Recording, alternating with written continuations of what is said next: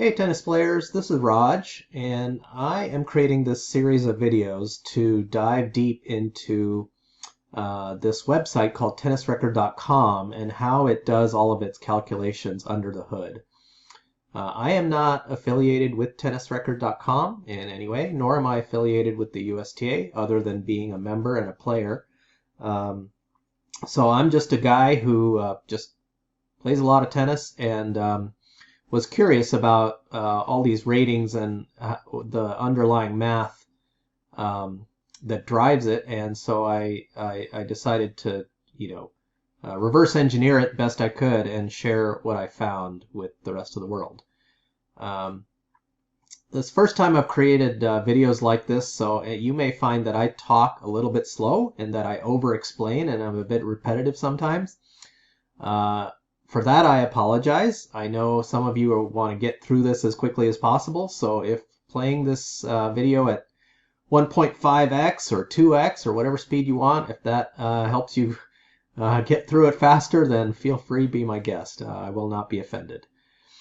So with that, let's get to it. I wanted to start just by explaining, for those that may not know, what TennisRecord.com is. It is a website created by somebody. We don't know who.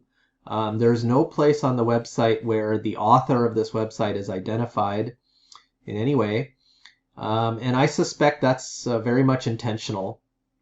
Reason being is that what this person is doing is he is scraping the USTA website to find all the USTA league matches that have been played, and the scores in those matches and the winners and the losers and so forth, and pulling all that information into his own database to calculate these things called dynamic ratings. And the reason he probably wants to stay anonymous is he doesn't want to get in trouble with the USTA for doing this. That's my guess. I don't obviously know this for certain, but that's my guess as to what's going on. The USTA, anybody who is officially, affiliated with the USTA will tell you that players should not use this website as an indication of your actual dynamic rating, and they very much don't like the fact that this website is up and running because they say it, gives people a false impression about, which players are better than others and how much better are they and so on and so forth. But the reality is it's a really useful website because even though the USTA computer system calculates your dynamic rating presumably on a daily basis after each match, they don't actually publish any of this information for people to see, and that's quite frustrating for a lot of players. The only thing you can find on the USTA site is your actual NTRP rating, which in my case I'm a 3.5.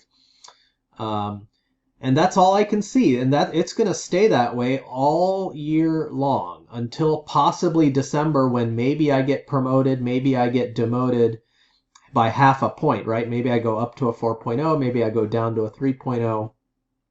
But once a year, I get some kind of feedback from the USTA about how well I have been playing.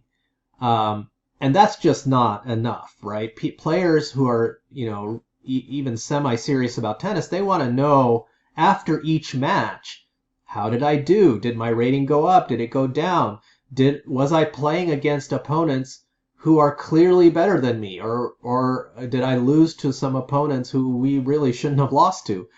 And you can, if everybody's if everybody who played in that match is an NTRP 3.5, you have no idea unless you can see a dynamic rating which is accurate to 2 or 3 or 4 decimal places, and that dynamic rating is changing every day or after every match. Then you have some clue as to, okay, am I getting better, am I getting worse, did I should I not have lost that match, or were my opponents were we just outmatched? Were our opponents just so much better than us that we probably didn't have a chance to begin with? all of those questions are basically, this site attempts to answer those and give players some more dynamic feedback on a regular basis about their performance. So that's why this site was created. That's why it's so useful. That's why a lot of players visit this site on a frequent basis before and after their matches. Now, there are other sites which assign dynamic ratings to amateur league tennis players, like the World Tennis Number and the UTR website. Those ratings serve the same purpose, but they're on a different scale. I forget, but the World Tennis Number is like from 0 to 40. I can't remember exactly. And the UTR is from like, I forget, 0 to 20 something. I don't remember exactly. But they're useful, but because you can't, it's hard to associate those rating numbers with an NTRP rating. A lot of people don't find them as useful as this, which in this case the dynamic rating is on the same scale as your NTRP rating, and that's what makes this particularly useful. It's because the scale that these ratings are measured on is something that's already familiar to a lot of tennis players, because they're familiar with their NTRP rating, which is discussed on a regular and frequent basis among tennis players. So, okay, well, I've been yip-yapping enough, so let's dive into some of the details. Let's talk just as quickly as I can a little bit about terminology, so that later when I use these terms in the video, you're not confused as to what I mean. So first, if I ever use the term match category, here's what I mean by that. There are 3 categories: normal, mixed, and combo. Normal matches are the ones in black. Okay? What a normal match is you're playing in a league, and that league has a particular NTRP rating associated with it. So for example, this is my adult 18 and over 3.5 men's league. And what that means, what makes it normal, is that everybody who plays in that league has to have an NTRP rating of 3.5, or they can play, if they're playing up, then you can have a 3.0 player also playing in this league. You can play half a point up. But every player needs to have the appropriate rating. That's what I call it a normal league. The next one is mixed. Mixed doubles. You'll see those in red. So this one is a mixed doubles. These 2 down here are mixed doubles. Now with mixed doubles, the way the ratings work is it's the combination of you and your partner have to add up to 7.0 or less. Okay, so that's what that's how the ratings work there. And then there's combo, which is, so mixed is opposite genders, so guy and a gal playing together as partners. And then combo matches, let me switch over to my profile here. Nope, that was my profile. Where are my combo matches? Here's a combo match. For example, the green ones are the combo matches. So combo is similar to mixed, except it's same gender instead of mixed gender. So this is combo. This is a men's combo league.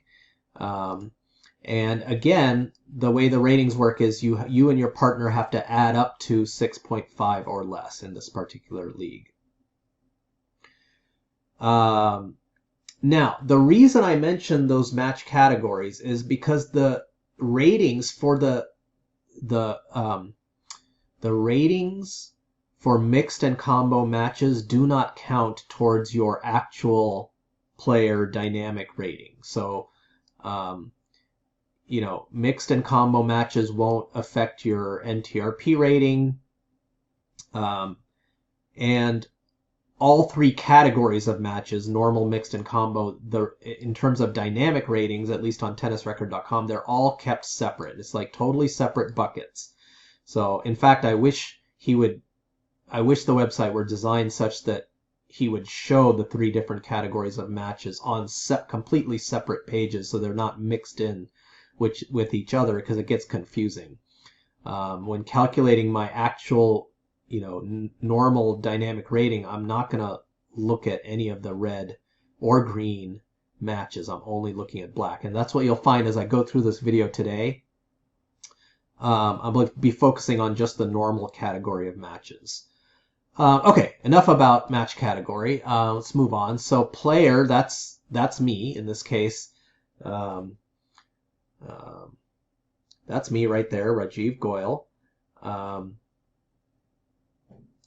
My partner is this guy here, Max Fife. And together, Max and I make a team, because this is a doubles match, so Max and I make up a team. And on the other side of the court, we have two other players, opponent 1, opponent 2. Okay? And together, they make up the opposing team. These numbers here are the current dynamic ratings of each of the players. So meaning before this match was played on January 21st. Before this match started, Max's dynamic rating was a 3.22. Will Stanforth's rating was a 3.25, and Matt Casey's rating was a 3.18. And my dynamic rating before this match began was a 3.50. Those are our current ratings before the match began. Current dynamic ratings. If I ever refer to a gap, all that means is the difference between two people's ratings. So for example, the gap between Max and Will is 0.03, right? Because Will is 0.03 higher than Max. The gap between Max and Matt Casey is minus 0.04. Okay, so it's just the difference between two ratings. So if I ever say gap, that's what I mean. This, of course, is the match result, the outcome, win or loss, from my perspective. So we won this one. And then this is the score of the match written from the winner's perspective. Okay, so in this case, Max and my scores are on the left column, and our opponent's scores are on the right column because we won the match. This, however, because we lost this match, Max and my score are on the right column, so we were the 5s, and our opponents were the 7s. Because we lost, it's written according to the winner. Winner scores on the left. Okay, so then let's get to this number here. This number represents how well I performed in this specific match. So, not Max, not anybody else, just me. I performed at a 3.42 level during this match. And it calculates that based on, our ratings going in, our dynamic ratings going into the match, and what the score was. And so that's what I call my performance rating. Okay. This is my new dynamic rating after the match. So given how well I performed in the match and my previous dynamic ratings, it calculates a new dynamic rating for me. And this is why after every match you play, your dynamic rating changes, because you may have performed in that match either above or below what your rating actually is. So my rating going into the match was a 3.50. In the match itself, I played at a 3.42, meaning I played a little bit lower than what my rating indicated that I should be playing at. And so my rating went down. And I'm going to go into the exact formulas that are used to calculate all these numbers. But right now I just want to define what the numbers mean, because a lot of people don't know. There's not a lot of explanation. There's no legend on the website that I can find that explains all these numbers. So that's what they are: my performance during the match and my new dynamic rating after the match. And of course, I can click on Max and go to his profile and see, what how the website thinks that he performed during this same match, right? The website saying I performed at a 3.42, but Max, if we go to his profile and look at the same match, which is this one right here, January 21st, it's saying that he performed at a 3.14.